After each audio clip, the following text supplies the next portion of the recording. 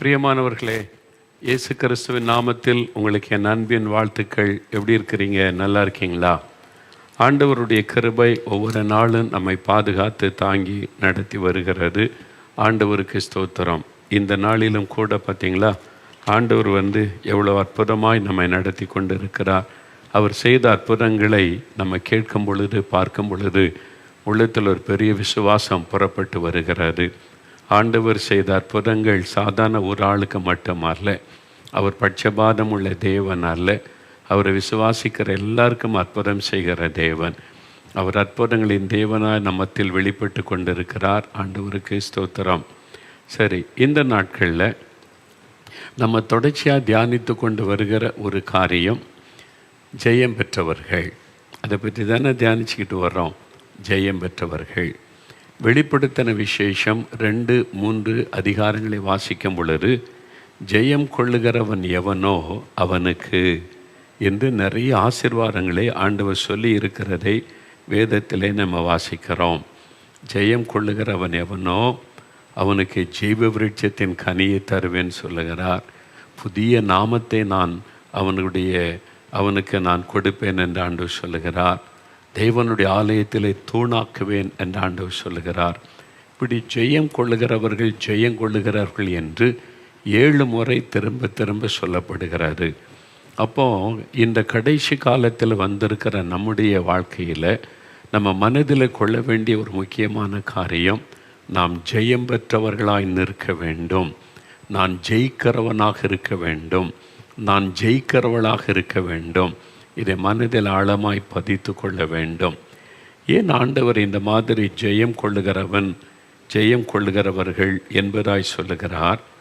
நாம் இந்த கடைசி காலத்தில் பல போராட்டங்களே நம்முடைய ஆவிக்குரிய வாழ்க்கையிலே சந்திக்கிறோம். இதுவரைக்கும் கண்டிராத போராட்டங்கள், நெருக்கங்கள், எதிர்ப்புகள், சோதனைகளை நாம் சந்திக்கிறோம். ஏனென்றால் சாத்தானுக்கு கொஞ்ச காலம் மாத்திரமே உண்டென்று அறிந்தபடியினால் அவன் பலத்த விதமாய் தெய்வ பிள்ளைகளுக்கு விரோதமாய் யுத்தம் செய்கிறான், போராட்டங்களை கொண்டு வருகிறான். ஆகவே நாம் யுத்தம் பண்ணி ஜெயித்து முன்னேறி போக வேண்டும். ஆகவே தான் வேத வசனத்தில் ஆண்டவர் அந்த காரியத்தை திரும்ப திரும்ப சொல்லி வைத்திருக்கிறார். ஆனால் நம்ம என்ன செய்கிறது? தோல்வி அடைஞ்சிட்றோமே. ஜெயிக்கணுன்னு தான் நினைக்கிறோம், தோல்வி அடைஞ்சிட்றோமே. காலையில் எழும்பும் பொழுது என்ன செபிக்கிறோம்? இந்த நாள் முழுவதும் உமக்கு பிரியமாக இருக்கணும் ஆண்டவரே, உமக்கு சித்தமானபடி தான் நடக்கணும், என்னை காத்து கொள்ளுங்க அப்படின்னு கருத்தை ஜெபம் பண்ணி தான் நாள் ஆரம்பிக்கிறோம். ஆனால் படிக்கிற இடத்துல, வேலை செய்கிற இடத்துல, பிஸ்னஸ் செய்கிற இடத்துல, என் வீட்டுக்குள்ளேயே நம்மளை கோபப்படுத்துகிற மாதிரி ஒருத்தர் பேசிடுறாங்க. நம்ம வருத்தப்படுத்துகிற மாதிரி ஒரு காரியம் நடக்கிறது. நமக்குள்ள ஒரு எரிச்சலை உண்டாக்குற மாதிரி ஒரு காரியம் நடந்துருது. வெளியே போனால் நம்முடைய கண்களை பரிசுத்த கொலைச்சலாக்கக்கூடிய காரியங்கள் நிறையா இருக்குது. என்ன செய்கிறது? எப்படி வாழ்கிறது? சில சமயம் இந்த மாதிரி மனமே சலித்து போகிறதில்ல. அப்போ எப்படி வெற்றி உள்ள ஜெயம் பெற்ற ஒரு வாழ்க்கை வாழ முடியும்? அதெல்லாம் கஷ்டங்க, அதெல்லாம் முடியாதுங்க அப்படின்ற ஒரு சூழ்நிலைக்கு நம்ம விடுவோம். இல்லை அப்படி தானே? நீங்கள் அப்படி வந்துட்டீங்கல்ல. முக்கியமாக வாலிப தம்பி, வாலிப மகள், அதெல்லாம் சொல்கிறதுக்கு நல்லா தான் இருக்குங்க.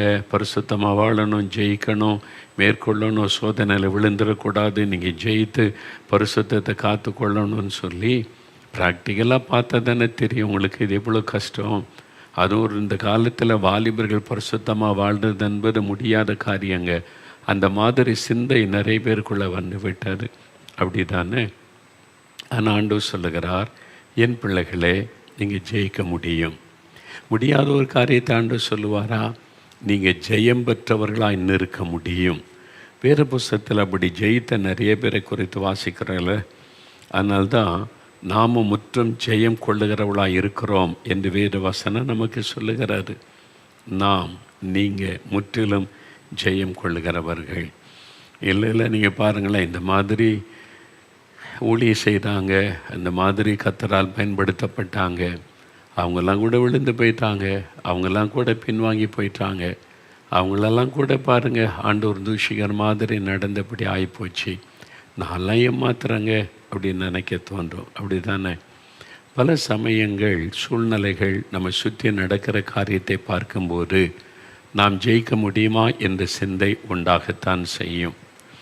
நான் ஆண்டவர் என்னை ஊழியத்துக்கு அழைத்த போது 1974 50 வருஷத்துக்கு முன்னால், அப்போவே நான் ரொம்ப ஆண்டவர் ஊழியத்துக்கு அழைத்த போது எனக்குள்ளே பல கேள்விகள்.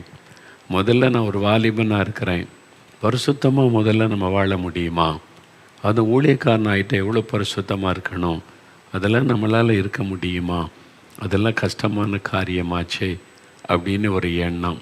அதனால் ஆண்டவரை அழைக்கிறாரு. சரி, ஆண்டோடைய ஊழியத்துக்கு வரலான்னு நினச்சா, முன்னால் ஓடினவங்க ஓட்டப்பந்தயத்தில் சில ஊழியர்கள் வீழ்ச்சி அடைந்தார். இந்த ஊழியக்காரரெல்லாம் ஆண்டவர் அவ்வளோ வல்லமையாக பயன்படுத்தினார். அவர் நின்னாலே பிசாசெல்லாம் அப்படி அலறி ஓடும். அவர் அப்படி கையை நீட்டினால் அசுத்த ஆவிகள் அப்படி கீழே விழும். ஒரு வார்த்தை சொன்னாலே போதும் சப்பானி நடப்பாங்க, குருடர் பார்வை அடைவாங்க. அவ்வளோ பெரிய அற்புதம்லாம் நடந்திருக்கு. ரொம்ப ஆச்சரியமாக, அவ்வளோ பெரிய அற்புதமா? ஆமாம், அதை பார்த்தவங்கெல்லாம் கூட சொன்னாங்க, இந்த மாதிரி அற்புதம் நடக்கும். அவர் நின்னாலே அந்த மாதிரி கர்த்தர் வல்லமையாக பயன்படுத்துவார். அப்போ இப்போ என்னாச்சு? பின்வாங்கி போயிட்டாரு. இப்போ ஆண்டவர் விட்டு விலகி போயிட்டாரு. இப்போ இயேசுவை தூஷிக்கிற மாதிரி நடந்து கொள்ளுகிறார். அதை கேட்டோன்னே இன்னும் எனக்கு பயம். இவ்வளோ வல்லமையாக பயன்படுத்தப்பட்ட ஊழியக்காரர் கூட இந்த மாதிரி ஆயிட்டார்னா நான்லாம் ஏமாத்துறோம். ஐயோ, இது ரொம்ப கஷ்டம்னு சொல்லி ஆண்டவர்கிட்ட அதெல்லாம் சொன்னேன்.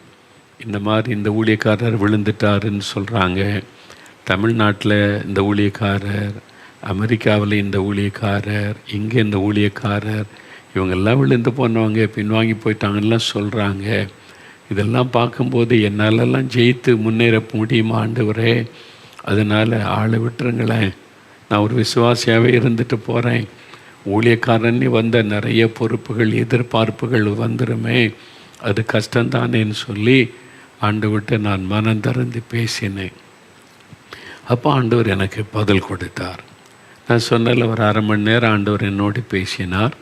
நான் கேட்ட எல்லா கேள்விக்கும் பொறுமையாய் பதில் கொடுத்தார். அந்த மாதிரி முகமுகமாய் ஆண்டவர் பேசுகிற சமயம் இதெல்லாம் சொல்லி கேட்டேன் நான் ஆண்டவர்கிட்ட. அப்போ ஆண்டவர் சொன்னார், அவங்கெல்லாம் விழுந்து போனது உண்மைதான். ஆனால் இந்த ஓட்டப்பந்தயத்தில் ஓடின ஆயிரக்கணக்கான ஊழியக்காரங்க இருக்கிறாங்க. அதில் ஒரு சிலர் விழுந்து போனாங்க. ஆனால் வெற்றியோடு ஓடி முடித்தவங்க பெரும் கூட்டம் இருக்கிறாங்க. ஆனால் மேகம் போன்ற இத்தனை திரளான சாட்சி நம்மை சூழ்ந்து நிற்கிறது. அதை நினைத்து பாரு. இந்த ஊழியக்காரனை பாரு, வெற்றியோடு ஓடி முடித்தாங்க. இந்த ஊழியக்காரனை பாரு, வெற்றியோட ஜெயத்தோடு ஓடி முடித்தாங்க. இந்த மிஷினரியுடைய வாழ்க்கையை பாரு, வெற்றியோடு ஓடி முடித்து சாதித்தாங்க. இப்படி எத்தனை பேர் இருக்கிறாங்க.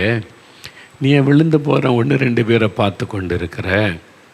சரி, நீ பஸ்ஸில் ஏறி பிரயாணப்படுறாமா?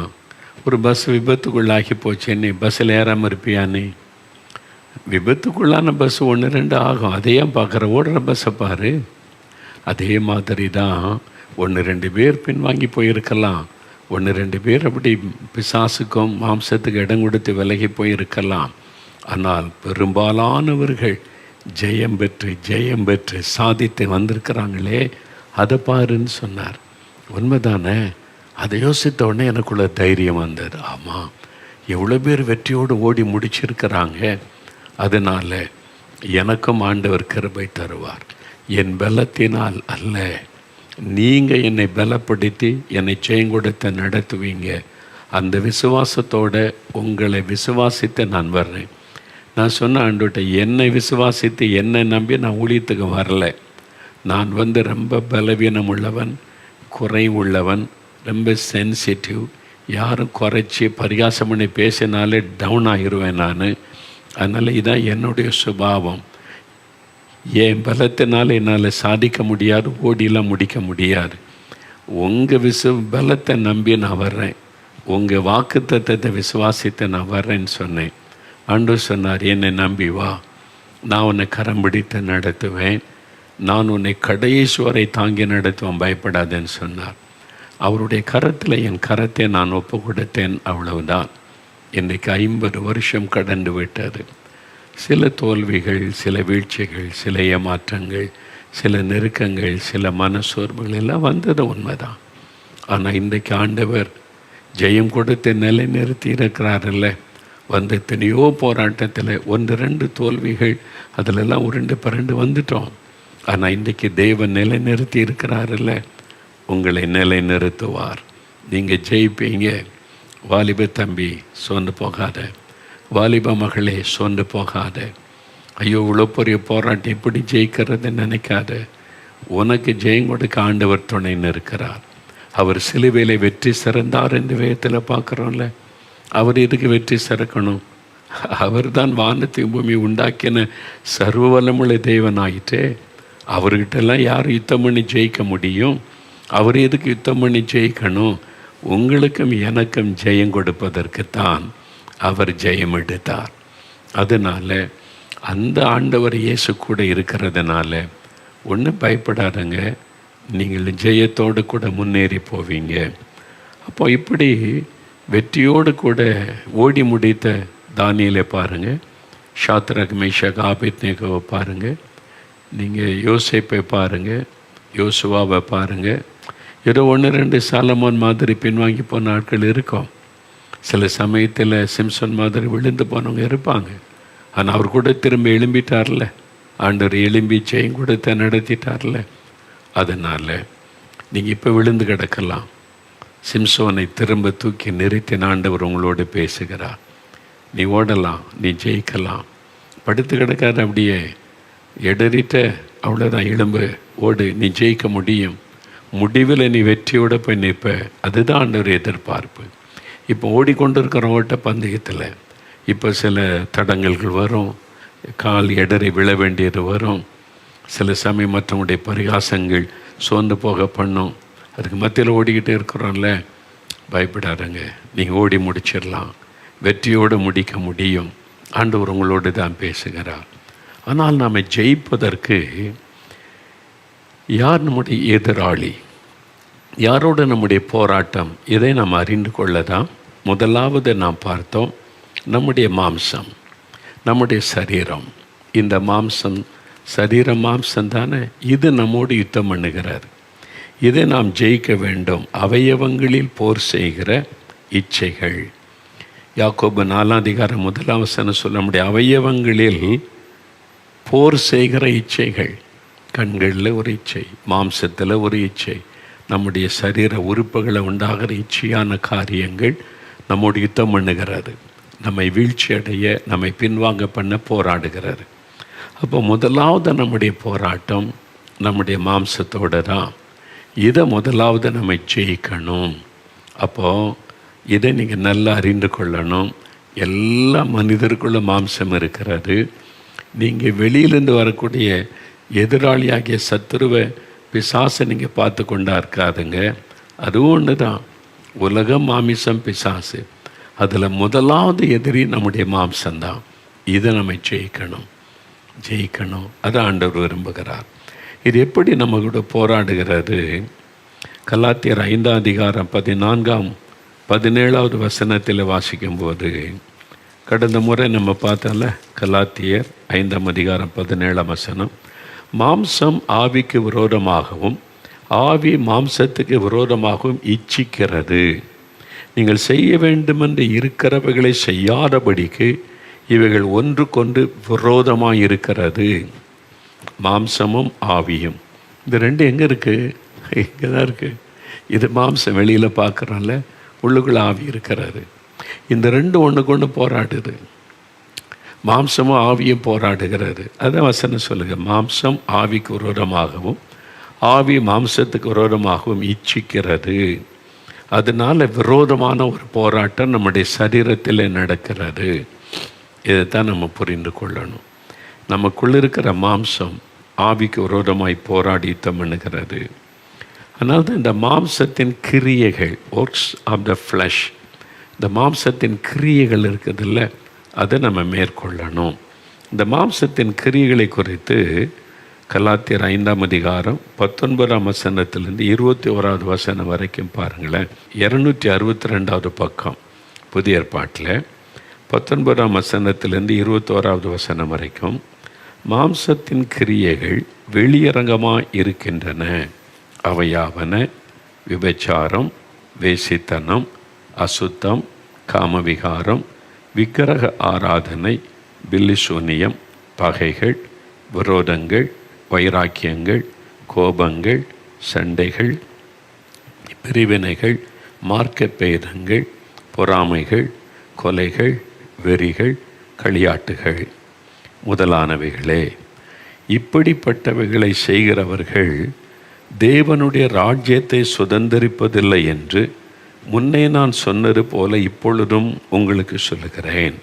இல்லை, இந்த மாம்சத்தின் கிரியைகள் என்னென்னலாம் பார்த்தீங்களா? கோபம், எரிச்சல், விபச்சாரம், வேசித்தனம், அசுத்தம், காமவிகாரம், பொறாமை, கொலைகள், வெறிகள், களியாட்டுகள், பார்த்தீங்களா?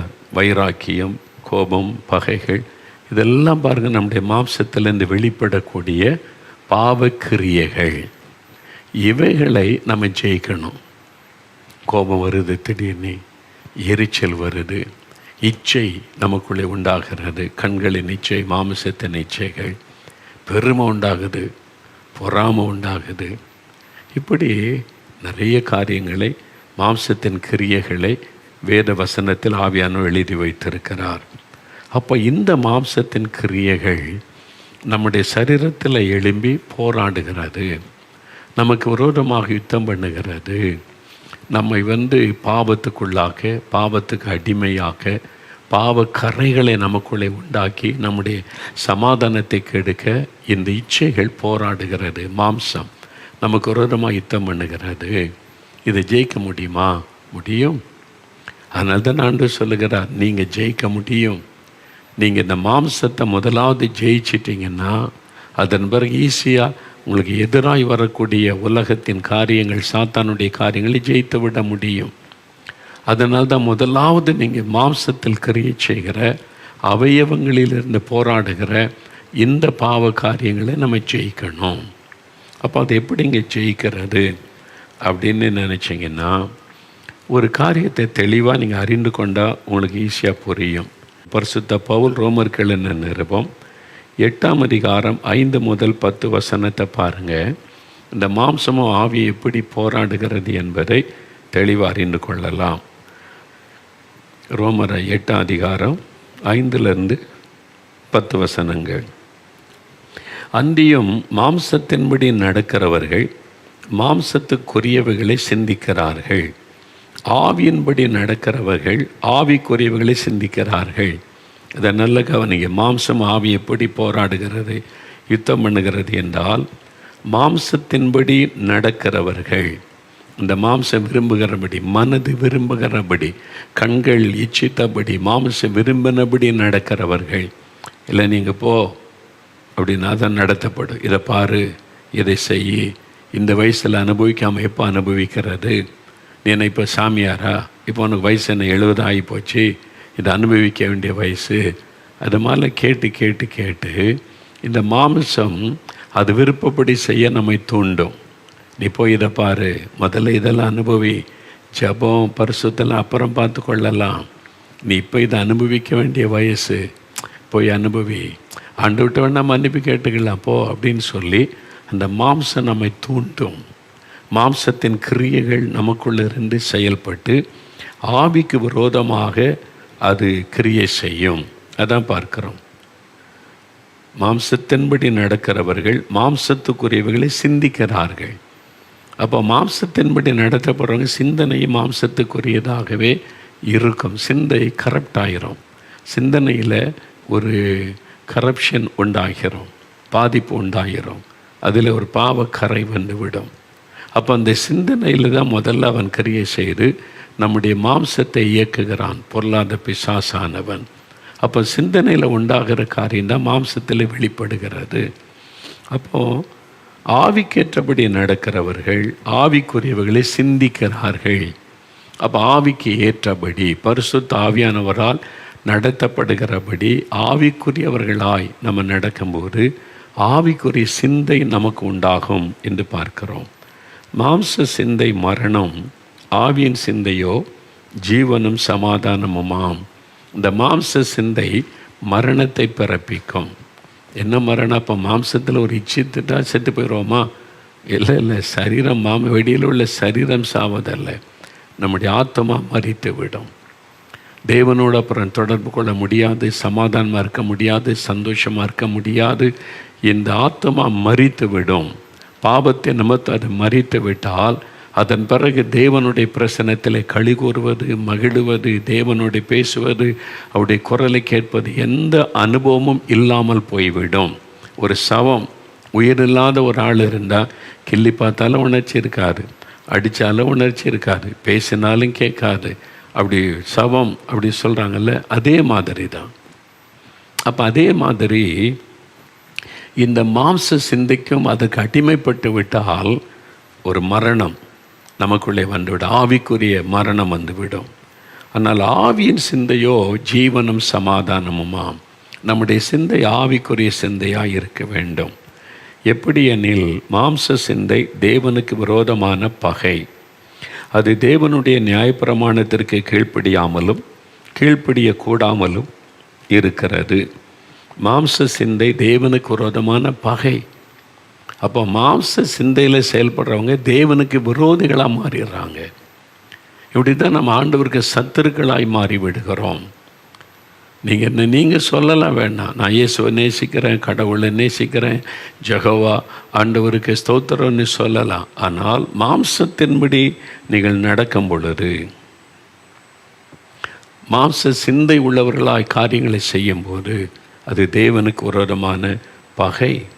அது தேவனுடைய நியாயப்பிரமாணத்திற்கு கீழ்ப்படியக்கூடாமலும் இருக்கிறது. மாம்சத்துக்குட்பட்டவர்கள் தேவனுக்கு பிரியமாக இருக்க மாட்டார்கள். அப்போ மாம்சம் விரும்புகிறதை செஞ்சுக்கிட்டே இருக்கிறவங்க பாருங்கள், அவங்களால தேவனுக்கு பிரியமானதை செய்ய முடியாது. ஏன்னா தேவனும் மாம்சமும் இணைந்து போக முடியாது. தேவன் ஆவியினாலே நம்ம இயக்குகிறவர், தம்முடைய ஆவியை நமக்கு தந்து ஆவியானவராலே வழி நடத்துகிறவர். அப்போ தேவனும் மாம்சமும் இணைந்து போக முடியாது. அதுதான் வேதம் சொல்லுகிறாரு, மாம்சத்துக்கு உட்பட்டவர்கள் தேவனுக்கு பிரியமாக இருக்க மாட்டார்கள். தேவனுடைய ஆவி உங்களில் வாசமாயிருந்தால் நீங்கள் மாம்சத்திற்கு உட்பட்டவளாயிராமல் ஆவிக்குட்பட்டவளாய் இருப்பீர்கள்.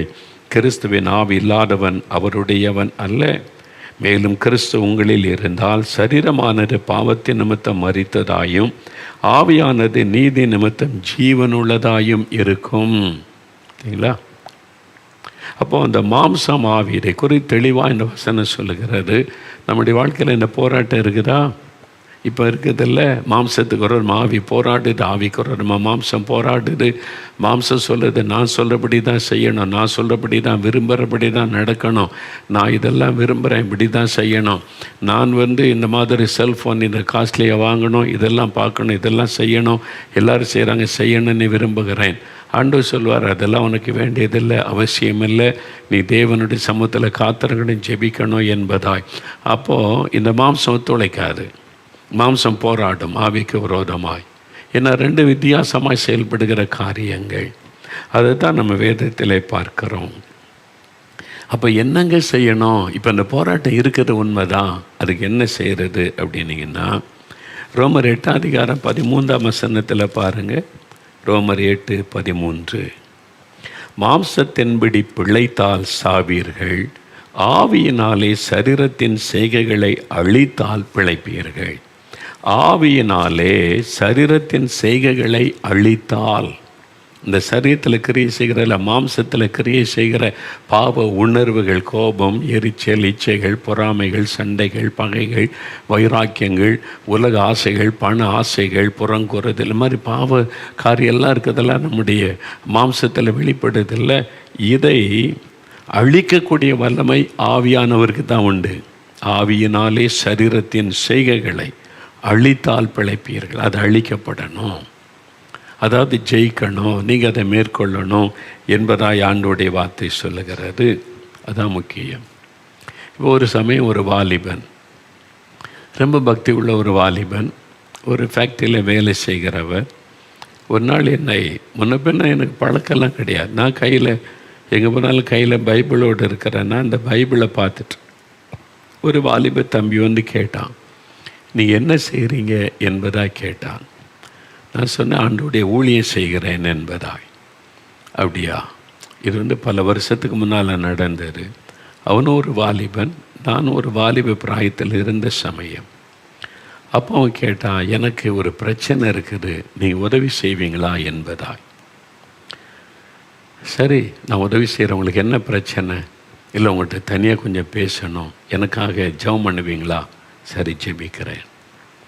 வேலைக்கு போய் கொண்டு இருந்த தம்பி வேலையை விட்டு என் கூட வந்துட்டார்.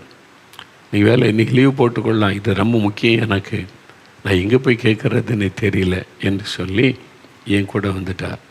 2 பேரும் வீட்டுக்கு வந்தோம். என்னோடய அறையிலே உட்கார்ந்தோம். சரி, சொல்லுங்கள், உங்களுக்கு என்ன பிரச்சனை, நான் என்ன செய்யணுன்னு கேட்டேன். அவனுடைய கண்கள் இந்த கண்ணீர் வடிய ஆரம்பித்தார். அப்படி அழுது கொண்டே இருந்தான். கொஞ்ச நேரம் அழுத பிறகு சொன்னான், நான் ரட்சிக்கப்பட்டிருக்கிறேன், இயேசுவை என் உள்ளத்தில் ஏற்றுக்கொண்டிருக்கிறேன், என் பாவத்தெல்லாம் அவர் மன்னிச்சிருக்கிறான்னு நிச்சயம்லாம் எனக்கு உண்டு. எனக்கு ரொம்ப சந்தோஷம். ரட்சிக்கப்பட்ட ஒரு வாலிபன், பாவம் மன்னிக்கப்பட்ட நிச்சயமெல்லாம் இருக்கிறாரு. அடுத்து சொன்ன காரியம்தான். அடுத்து அவன் சொன்னான், ஆனால் என்னை பரிசுத்தமாக காத்துக்கொள்ள முடியலை, என் கண்களை பரிசுத்தமாய் காத்துக்கொள்ள முடியலை, என் சிந்தனைகளை பரிசுத்தமாக காத்துக்கொள்ள முடியலை, அது நிமித்தம் என்னுடைய சரீர அவயவங்களுக்குள்ள அந்த பாவம் கிரியை செய்கிறது, என்னை மேற்கொள்ளுகிறது, என்னை வீழ்த்தி விடுகிறது. அப்போ ஒவ்வொரு நாள், ஐயோ நான் பாவம் செய்துட்டேன், ஆண்டவரே மன்னியும், கண்களின் இச்சைகளை மன்னி, மாம்சீச்சை மன்னினை தினம் ஜெபிக்கிறேன், தினம் வீழ்ச்சி அடைகிறேன், தினம் ஜெபிக்கிறேன், தினமும் மறுபடியும் அந்த பாவத்தை செய்கிறேன். இது என்ன கிறிஸ்தவ வாழ்க்கை? அப்போ எனக்கு பூரணமான விடுதலை இல்லையா? எனக்காக நீங்கள் ஜெபம் பண்ணி எனக்கு ஒரு விடுதலை வாங்கி கொடுங்கள் என்றான். அதான் அவனுடைய பிரச்சனை. பரிசுத்தமாய் வாழ விரும்புகிறான், ஆனால் முடியவில்லை. இந்த பாவம் வேண்டாம் என்று நினைக்கிறான், அதை செய்யாமல் இருக்க முடியவில்லை. அதான் அவனுடைய பிரச்சனை. அப்போ நான் அவனை பார்த்து சொன்னேன், நான் ஜெபம் பண்ணுறதுனாலெல்லாம் உனக்கு ஒரு பரிசுத்தம் வந்து விடாது, உனக்கு ஒரு உதவி செய்யலாம், உனக்காக நான் ஜெபிக்கிறேன். அதற்கு ஒருத்தர் தேவை, அவர் தான் பரிசுத்த ஆவியானவர். அவர் எப்பவும் உனக்குள்ளே நிரந்தரமாய் தங்கியிருந்து உன்னை வெற்றியின் பாதையில் நடத்துவார். அந்த ஆவியானவர் வரும்பொழுது என்ன நடக்கும்? இந்த மாம்சக்கிரியை இருக்குதில்ல, உன்னுடைய கண்களின் நிச்சை, மாம்சத்தின் நிச்சை, பெருமைகள், பண ஆசைகள், இந்த மாதிரி பாவத்தை தூண்டுகிற காரியெல்லாம் இருக்குதில்ல, அந்த ஆவியானவர் இறங்கும்போது அதை அழித்து விடுவார், அதை ஜெயித்து விடுவார்.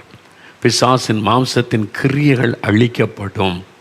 அதுக்கு தான் ஒரு அக்கினியாக இறங்கி வருகிறார். அந்த அக்கினியானவர் நமக்குள்ளே இறங்கி வந்த மாம்சக்கிரிகள் அழிக்கப்பட்டு விட்டால் அப்புறம் அவ்வளோதான். நீங்கள் ஜெயமுள்ள ஒரு வாழ்க்கை செய்ய முடியும். பரிசுத்த ஆவியினுடைய வல்லமையினால் நீங்கள் வெற்றியுள்ள வாழ்க்கை செய்ய முடியும் என்பதாக நான் அவனுக்கு காரியத்தை விளங்க பண்ணினேன். அப்பொழுது இந்த வாலிபன், அப்படியானா இந்த பரிசுத்தாவின் அபிஷேகம் வல்லமை எனக்கு வேணும், ஜெபம் பண்ணுங்க. இப்போ ஜெபிக்க முழங்கால் படியிட்டான். அவனோடு சேர்ந்து நான் ஜெபம் பண்ணினேன். அவன் எதுக்காக இந்த ஆவியானவரை கேட்கிறான்? வெற்றி உள்ள வாழ்க்கை செய்யணும், பரிசுத்தமுள்ள ஒரு வாழ்க்கை வாழணும். என்னால் முடியலை, எனக்கு ஆவியானுடைய உதவி வேணும். பரிசுத்த ஆவியானவர், அந்த அக்னி, அவர் எனக்கு வேணும். நோக்கம். எல்லோரும் அந்நிய பாஷை பேசுகிறாங்க, நானும் பேசணும், என்னை மட்டும் நான் அபிஷேகம் பெற்ற மாதிரி தெரில, எல்லோரும் என்ன அற்பமாக பேசுகிறாங்க. அதுக்கல்ல, பரிசுத்தமாய் வாழ, வெற்றி உள்ள வாழ்க்கை செய்ய இந்த வல்லமை எனக்கு வேணும். நோக்கம் சரியாக இருக்கணும். அவங்களாம் அந்நிய பாஷை பேசுகிறாங்க, நான் பேசாமல் இருந்த அற்பமாக நினைக்கிறாங்க. அது பெருமைக்காக கேட்பது, சுயநலத்துக்காக கேட்பது. அதனால தான் நிறைய பேர் பெற்றுக்கொள்ளாமல் இருப்பார். ஆனால் இந்த வாலிப தம்பி, நான் பரிசுத்தமாக வாழணும், வெற்றி உள்ள வாழ்க்கை செய்யணும், அதுக்கு அந்த அபிஷேகம் வேணும், தாகத்தோடு கேட்டான். நானும் அவனுக்காக ஜெபம் பண்ணினேன். உடனே ஒரு பெரிய மாற்றம்லாம் வந்துடல. அதன் பிறகு நான் சொன்னேன், பயப்படாத, நீங்கள் தொடர்ந்து ஜெபம் பண்ணுங்க. உங்களுடைய வீட்டில் காலையில் எழும்பி ஜெபிக்கும்போது, இரவு ஜெபிக்கும்போது, இந்த பரிசுத்தாவினால் நிரப்பப்படணும், இந்த வல்லமை வேணும், இந்த ஆவியானவர் எனக்குள்ளே இறங்கி மாம்சத்தின் கிரியைகளை அழிக்கணும், ஒரு வெற்றி உள்ள வாழ்க்கை எனக்கு வேணும்னு தொடர்ந்து ஜெபிங்க, ஆண்டவர் தருவார். என்று சொல்லி அனுப்பினேன். சரி என்று சொல்லிட்டு போனான். சில வாரங்கள் கழித்தது. ஒரு நாள் அவனை சந்திக்க நேர்ந்தது. தற்செயலாய் கடை தெருவில் என்னை பார்த்தோன்னே ஓடி வந்து என் கையை பிடித்து குலுக்கி மகிழ்ச்சியோடு சொன்னான், எப்படி இருக்கிறீங்க? எனக்கு அடையாளம் தெரிஞ்சிட்டு அந்த வாலிப தம்பி, எப்படி இருக்கிறீங்க தம்பின்னு கேட்டேன். அப்போ அவன் சொன்னான், நீங்கள் சொன்னீங்கல்ல பரிசுத்தமாய் வாழ அந்த பரிசுத்தாவின் அபிஷேகம் வல்லமை வந்தால் மாம்சத்தின் கிரியைகளை அழித்து ஒரு வெற்றி தருவார்னு சொல்லி. ஆமாம், நீங்கள் சொன்ன மாதிரியே ஜெபம் பண்ணினேன். எனக்கு அந்த வல்லமை வேணும். பரிசுத்தமாய் வாழ, நான் ஒரு வெற்றியுள்ள வாழ்க்கை செய்ய எனக்கு அந்த வல்லமை வேணும் அப்படின்னு ஆண்டவர்கிட்ட கேட்டேன். அவ்வளோதான். ஆண்டவர் நான் ரூமில் ஜெபித்து கொண்டு இருக்கும் போது ஒரு வல்லமை என் மேலே வந்து இறங்கினார். ஒரு அக்னி, ஒரு நெருப்பு பற்றி ஒரு போல வல்லமை. அப்பொழுது இந்த பாவை கிரியைகள் அழிக்கப்பட்டு, மாம்சத்தின் கிரியைகள் அழிக்கப்பட்டு எனக்குள்ள ஒரு நல்ல ஒரு விடுதலை மாற்றத்தை உணர்ந்தேன். ஆவியில் நிரம்பி அந்நிய பாஷையில் ஜெபிக்க ஒரு பெரிய சந்தோஷம் அப்படின்னு சொல்லி சந்தோஷமாய் சொன்னான். சரி, உங்கள்கிட்ட இன்னொரு கேள்வி கேட்கட்டுமா? சொல்லுங்கள். பரிசுத்தாவின் அபிஷேகம் பெற்றுட்டீங்க. இப்போ ஆவியானவர் உங்களுக்குள்ளே இறங்கிட்டார், மாம்சத்தின் கிரியை அழிச்சிட்டாரு. இப்போது மறுபடியும் அந்த பாவம் செய்யணும் என்கிற சிந்தையை, பாவம் உங்களை மேற்கொண்டு இருக்குதா, பாவம் உங்களை ஜெயித்திருக்குதா, நீங்கள் தோல்வி அடைஞ்சிருக்கிறீங்களா, அல்ல இந்த பாவ போராட்டமே உங்களுக்கு வரவில்லையா என்பதாக கேட்டேன். உடனே சொன்னால், பாவ போராட்டம்லாம் வருது, அதே மாதிரி சோதனைலாம் வருது. ஆனால் இப்போ நான் தோல்வி அடைவதில்லை, நான் வீழ்ந்து போவதில்லை. உடனே ஆவியானவரை உதவிக்கு அழைக்கிறேன். ஆவியானவர் எனக்கு உதவி செய்யணும். உடனே பரிசுத்த ஆவியானவர் என்னை நிரப்புவார். அந்த சோதனைகளை மேற்கொள்ள ஜெயிக்க எனக்கு பலன் தருகிறார்.